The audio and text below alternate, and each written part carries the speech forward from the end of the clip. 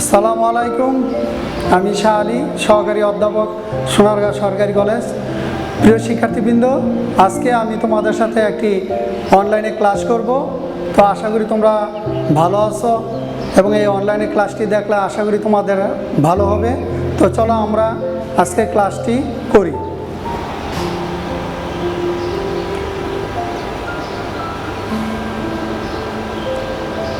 তো আজকে আমি ক্লাস করব principles of accounting, class Bibi honours first year, subject principles of accounting for management, finance, banking and marketing ডিপার্টমেন্টের জন্য chapter হলো দি অ্যাকাউন্টিং প্রসেস।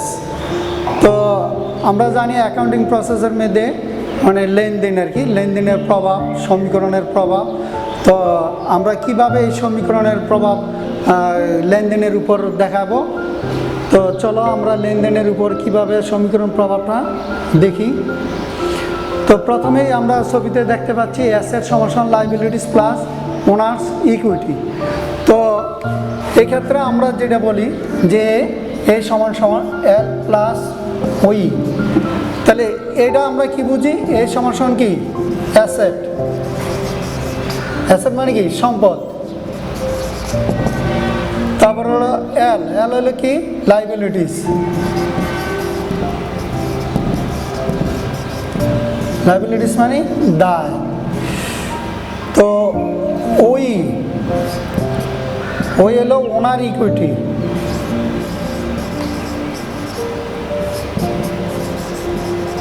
ওনার equity অর্থ কি? মালিকানা সত্ত্ব।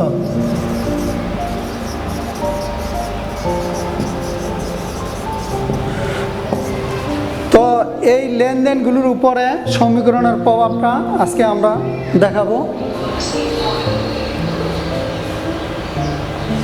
তো এইখানে আমি একটা উদাহরণ সেট করছি। উদাহরণটা আমি একটু করে নিই। Mister Mehedi started his own delivery service on January 1, 2014. The following transaction occurred during the month of January. তো জানুয়ারি 1 তারিখে মিস্টার মেহেদি ইনভেস্টেড টাকা 1,20,000 ক্যাশ ইন দ্য বিজনেস। মেহেদি 1,20,000 টাকা মূলধন হিসাবে বিনিয়োগ করলো।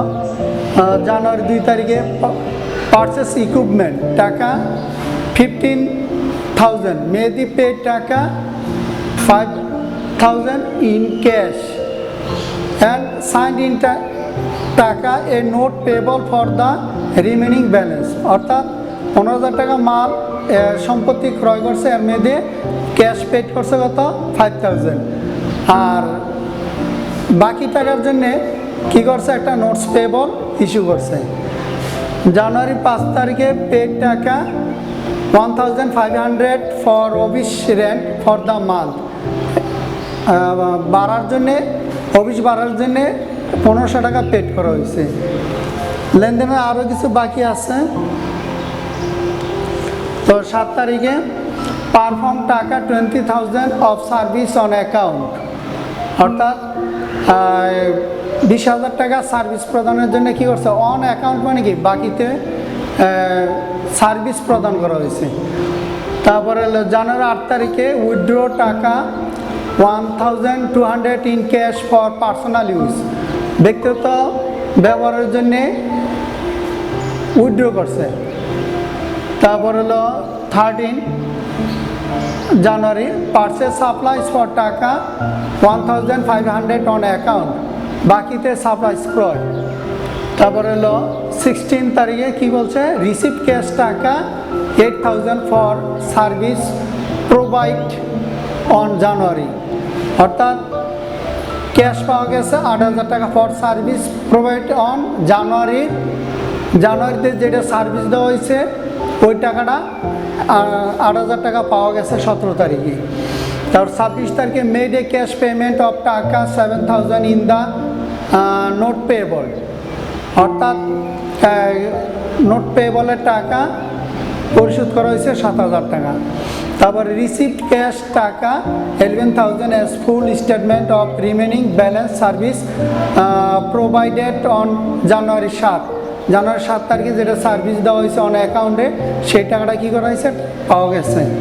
তারপরে 31 তারিখে পেড টাকা 2,000 এমপ্লয়িজ স্যালারি, কর্মচারীদের বেতন প্রদান করুন। এই যে লেনদেনগুলো সংগঠিত হয়েছে সেই লেনদেনগুলোর প্রভাব আমরা সমীকরণের মাধ্যমে দেখাবো। তো রিকোয়ারমেন্টে কী চাইছে, show the effects of each of the above transaction on the accounting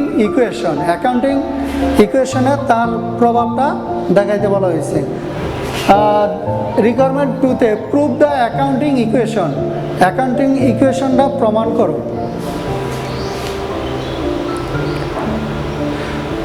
তো প্রথমে আমি গড় করে ইকুয়েশনটা দেখাইতেছি। তো ডেট, অ্যাসেট এবং লাইবিলিটিস, ওই যে সূত্র দেওয়া আছে এ সমান এল প্লাস ওই মানে ওনার ইকুইটি, তাহলে লাইবিলিটিস প্লাস ওনার ইকুইটি, এখানে আরেকটা জিনিস আসবে ওনার ইকুইটিস প্লাস ডেটটা বসা নিলাম জানুয়ারি 1 তারিখে। তো দেখে আসি আবার লেনদেনটা জানুয়ারি 1 তারিখে কি।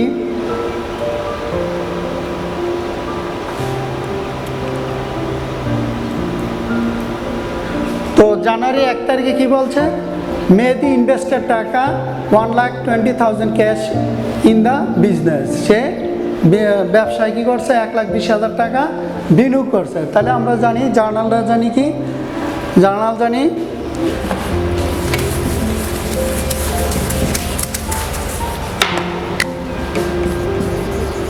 ক্যাশ ডেবিট আর ক্যাপিটাল ক্রেডিট, এক্ষেত্রে কিন্তু ক্যাশ প্রভাবিত হবে। তাহলে আমরা ক্যাশের ঘরে বসাবো 1,20,000 টাকা, আর প্রভাবিত হচ্ছে কি ক্যাপিটাল মানে কি ওনার ইকুইটি। তাহলে আমরা বসাবো এখানে 1,20,000 টাকা ক্যাপিটালের ঘরে। তাহলে রিমার্কস হিসাবে আমরা কি শো করবো, এটা হলো ক্যাপিটাল। তো এরপরে আসি লেনদেন 2 নম্বরে। তো জানুয়ারি 2 তারিখে কি বলছে, পারচেস ইকুইপমেন্ট টাকা 15,000, মেহেদি পেড টাকা 5,000 ইন ক্যাশ, নগদে 5,000 টাকা পরিশোধ করছে। And signed in a note payable for the remaining balance, বাকি টাকা নোটস পেয়েবল পরিশোধ করছে। তাহলে সেক্ষেত্রে জার্নালটা কি আসবে, অফিস ইকুইপমেন্ট, তাহলে আসবে কি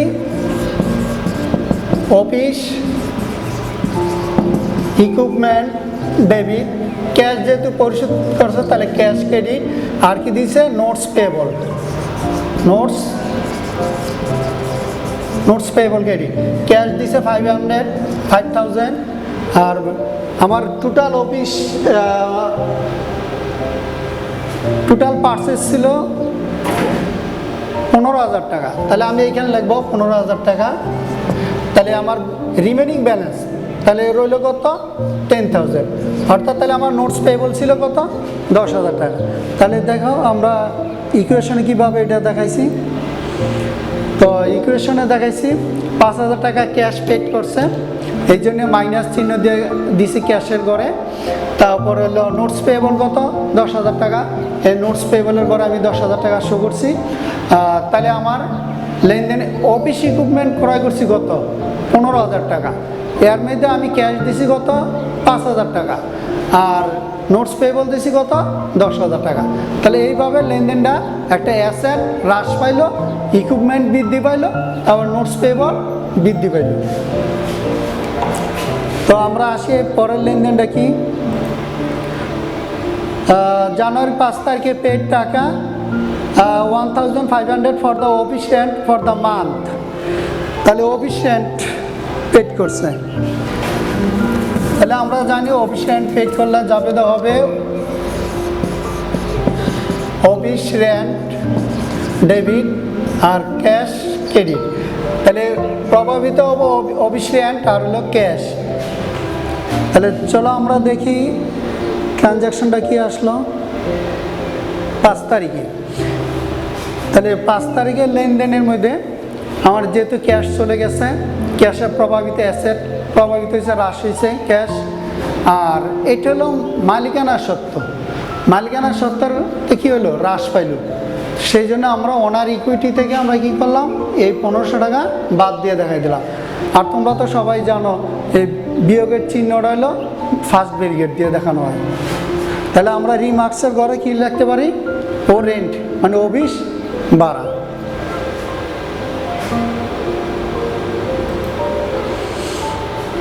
তো এরপরে 7 তারিখে পারফর্ম টাকা 20,000 অফ সার্ভিস অন অ্যাকাউন্ট, বাকিতে সার্ভিস প্রদান। তাহলে আমরা কি করতে পারি, বাকিতে সার্ভিস যখন প্রদান করে তখন কারে সার্ভিস দিই, অ্যাকাউন্ট রিসিভেবল রে।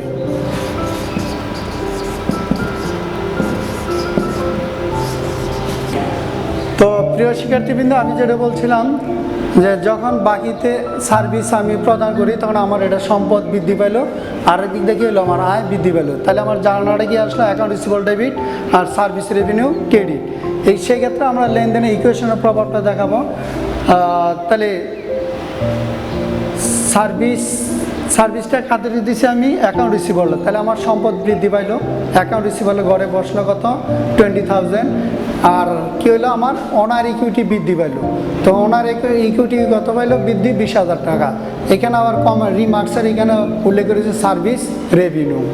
তাহলে আমার এটি কিন্তু ব্যালেন্স করে যেতে হবে। তোমাদের যখন লেনদেন শেষ হবে তখন কী করতে হবে, এটা ব্যালেন্স বসায় দিলাম, এটা বসায় দিলাম, এটা বসায় দিলাম, তারপর এটা বসায় দিলাম, এটা যোগ করে 1,38,000 টাকা দেখাই দিলাম। এরপরে লেনদেনটা আসবে 8 তারিখে।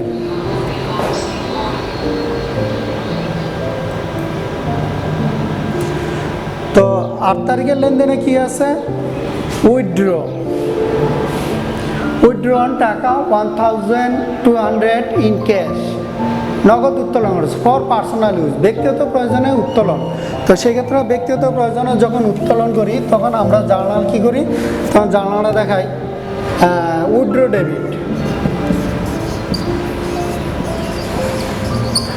ডেবিট, আর যেহেতু পার্সোনাল সেক্ষেত্রে আমরা কী করবো, ক্যাশ ক্রেডিট। তাহলে উইথড্র হলো, এটা হলো মালিকানা সত্ত্ব, আর ক্যাশটা তো হ্রাস হলো, ক্যাশ কি হ্রাস। সেক্ষেত্রে আমরা ইকুয়েশনের প্রভাবটা দেখি কি, 8 তারিখের লেনদেনে ক্যাশ হ্রাস পাইছে, এর জন্য ব্যারিকেড দিয়ে দেখাই দিছি 1200 টাকা। আবার তার ক্যাপিটালও হ্রাস পেলো, মালিকানা সত্ত্ব হ্রাস পেলো, সেই ক্ষেত্রে এখানে ব্যারিকেড দিয়ে দেখাই দিলাম। তাহলে আমরা এখানে বিয়োগ দিলে পাইলাম 1,12,300, আর এগুলো তো বসায় দিলাম, তারপরে এখানেও বসায় দিলাম, এটা বিয়োগ দিয়ে দেখাই দিলাম 1,37,300। তার রিমার্কসের কারণে ড্রয়িংস মানে উত্তোলন।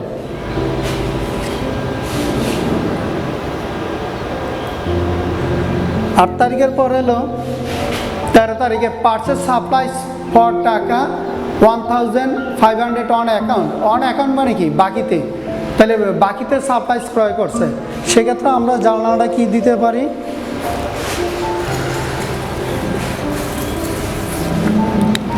পার্চেস ডেবিট আর অ্যাকাউন্টস পেয়েবল ক্রেডিট।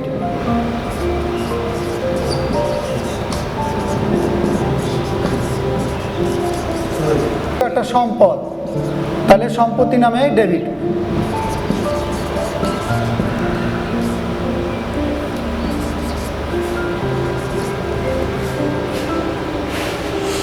তাহলে আমরা লেনদেনটা কি দেখাবো, অফিস সাপ্লাইস একটা ঘর বসাবো। তাহলে অফিস সাপ্লাইসের ঘরে টাকাটা বসায় দিলাম, আর যেহেতু এটা বাকিতে অ্যাকাউন্টস পেয়েবল, তাহলে এটা অ্যাকাউন্টস পেয়েবলের ঘরে আমি টাকাটা বসায় দিলাম।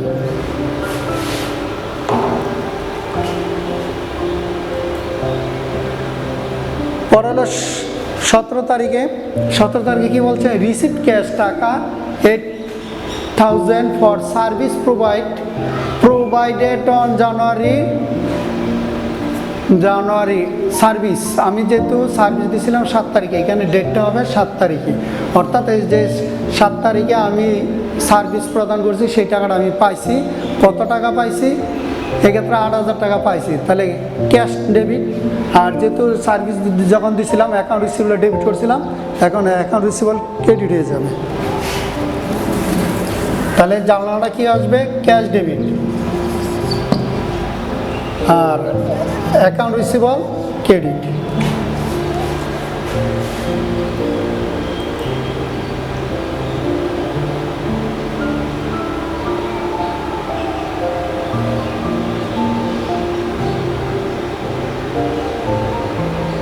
স্টপে রাখতে হবে। তো যেটা বলছিলাম যে যখন আমি ক্যাশ পাইছি তখন ক্যাশ ডেবিট আর অ্যাকাউন্ট রিসিভেবল ক্রেডিট, তাহলে ক্যাশ আমার ক্যাশের সাথে কি হয়ে যাবে? যোগ হয়ে যাবে। তাহলে এটা হলো 17 তারিখে, যেমন ক্যাশের ঘরে বসলো 8,000 টাকা আর অ্যাকাউন্ট রিসিভেবল হ্রাস পাইলো, সেই জন্যে অ্যাকাউন্ট রিসিভেবল থেকে বিয়োগ চিহ্ন দিয়ে আমি হ্রাস দেখাই দিলাম।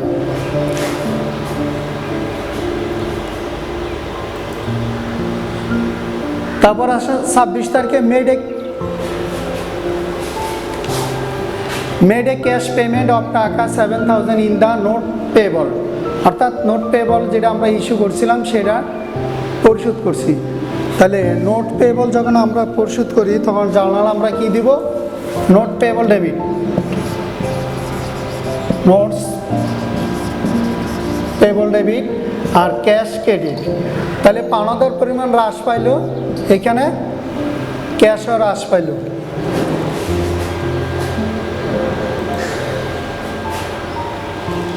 তাহলে শিক্ষার্থীবৃন্দ দেখাও, যেহেতু ক্যাশ হ্রাস পাইছে ক্যাশের থেকে বাদ, আবার পাওনাদারও হ্রাস পাইছে, নোটস পেবল হ্রাস পাইছে, সেই ক্ষেত্রে নোটস পেবল থেকে বাদ দিয়ে দেখানো হলো।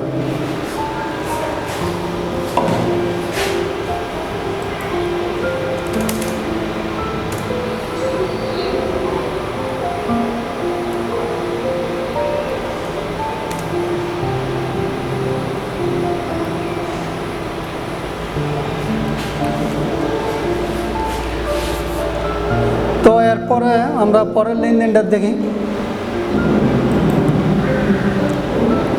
28 তারিখে রিসিভড ক্যাশ টাকা 11,000 as full statement for remaining balance service provided on January 7। তাহলে জানুয়ারি 7 তারিখে আমরা পারফর্ম করছিলাম 20,000 অফ সার্ভিস অন অ্যাকাউন্ট, বাকিতে সার্ভিস প্রদান করছিলাম কত? 20,000 টাকা। এর মধ্যে এর আগে কিছু টাকা আমরা পাইছিলাম কত তারিখে? সেটা 17 তারিখে রিসিপ্টে ক্যাশ এত 8,000 টাকা। তাহলে 8,000 টাকা 20,000 গেলে আমার রিমেনিং ব্যালেন্স রইল কত? 12,000 টাকা। সেটা বলা হয়েছে receipt cash 11,000 as full statement on remaining balance service provided on January 7। তাহলে জানুয়ারি 7 তারিখে যেই টাকাটা ব্যালেন্স ছিল এর মধ্যে আমি 11,000 টাকা পাইছি, তাহলে পাই নাই কত? পাওয়ার কথা ছিল 12,000, তাহলে আমি টাকা পাইলাম কত? 11,000। তাহলে 1,000 টাকা আমার কি হলো? ডিসকাউন্টে চলে গেল।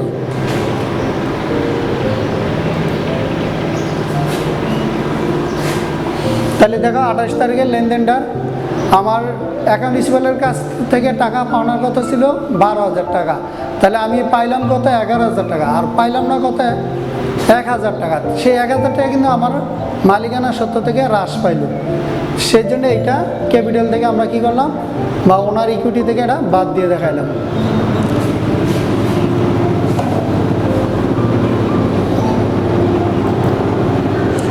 তো 31 তারিখে আছে পেড টাকা 22,000 এমপ্লয়িজ স্যালারি, কর্মচারীদের বেতন প্রদান। তাহলে আমরা জার্নালটা কি করব? স্যালারিজ ডেবিট আর ক্যাশ ক্রেডিট। সেই ক্ষেত্রে এটা হলো মালিকানা সত্ত্ব হ্রাস পাইল, এই ক্ষেত্রে ক্যাশ হ্রাস পাইল। তাহলে দেখি লেনদেনটার প্রভাবটা কীভাবে।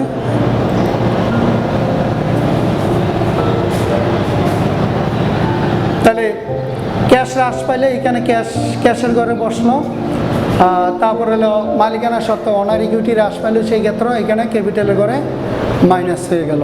তারপর আমরা যদি ব্যালেন্স করি তাহলে এটা দাঁড়াবে কত? 1,22,300। এটা ওই যে পেড হয়ে গেছে 12,000 টাকা অ্যাকাউন্ট রিসিভেবলতে পাইতাম, সেক্ষেত্রে ক্যাশ পাইছিলাম 11,000, 1,000 টাকা চলে গেছে ক্যাপিটালের ঘর, অর্থাৎ মালিকানা সত্ত্ব হ্রাস পেয়েছে। তাহলে 11 আর 1 কত 12, যার কারণে এটার ব্যালেন্স কি গেছে, শূন্য হয়ে গেছে। তারপরে ইকুইপমেন্ট 15,000, সাপ্লাইস কত 1500, অ্যাকাউন্টস পেয়েবলের ঘরে কত 1500, তারপর নোটস পেয়েবলের কত 3,000, ক্যাপিটাল বা ওনার ইকুইটির ঘরে আছে 1,34,300। তাহলে আমরা এইগুলো সব যোগ করলে টাকা পাবো 1,38,800। আর লাইবিলিটিস প্লাস ওনার ইকুইটি আমরা পাইলাম সবগুলো যোগ করার পরে কত 1,38,800। তাহলে আমরা দেখতেছি টোটাল সম্পত্তি সমান সমান সম্পত্তি, মানে অর্থাৎ অ্যাসেট সমান সমান লাইবিলিটিস প্লাস ওনার ইকুইটি। তাহলে 1,38,800 সমান সমান, এইখানে আমরা 1,38,800। তাহলে আমাদের ব্যালেন্স কিন্তু সমান হয়ে গেল। তো সুপ্রিয় ছাত্রছাত্রীবৃন্দ, তোমাদেরকে অভিনন্দন এবং ধন্যবাদ জানাচ্ছি পরবর্তী আমাদের ক্লাসগুলো দেখার জন্যে। আর তোমাদের বাড়ির কাজ হিসাবে কিছু আমি হোমওয়ার্ক দিলাম। Chapter accounting process, national university 2013-14। তো সবাই ভালো থাকো, সুস্থ থাকো, আমার জন্য দোয়া করবে। ধন্যবাদ সবাইকে।